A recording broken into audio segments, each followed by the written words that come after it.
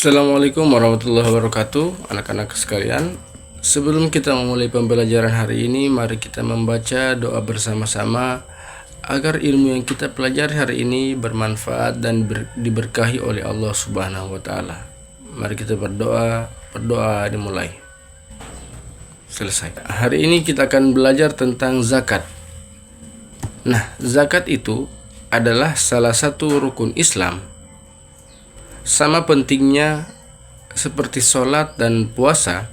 Dengan berzakat, jiwa dan harta kita bisa menjadi lebih bersih. Nah, tapi apa itu zakat? Ada yang tahu? Oke.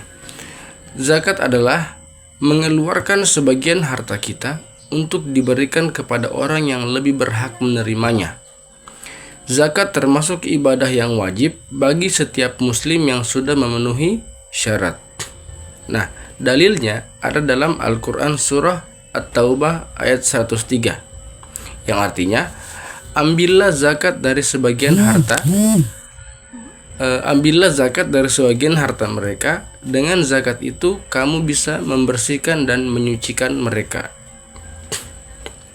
Nah, yang berikut jenis-jenis zakat. Nah, ada dua jenis zakat yang wajib kita ketahui. Yang pertama adalah zakat fitrah. Nah, zakat fitrah dikeluarkan saat bulan Ramadan sebelum sholat Idul Fitri. Bentuknya adalah makanan pokok seperti beras sebanyak 2,5 kg atau 3,5 liter. Tujuannya untuk menyucikan orang yang berpuasa dan membantu orang miskin. Ya, yang berikut adalah zakat mal atau zakat harta. Nah, zakat mal adalah zakat yang dikeluarkan dari harta seperti emas, uang, hasil usaha atau ternak. Syaratnya, harta tersebut sudah dimiliki selama 1 tahun dan mencapai nisab atau jumlah minimal. Contohnya, kalau kita punya uang lebih dari setara 85 gram emas selama setahun, maka kita wajib mengeluarkan 2,5% sebagai zakat. Yang ketiga, siapa saja yang berhak menerima zakat atau mustahiq. Zakat tidak bisa diberikan secara sembarangan. Allah Subhanahu wa taala sudah menetapkan siapa yang berhak menerima zakat, yaitu yang pertama, orang yang fakir atau orang yang tidak punya apa-apa.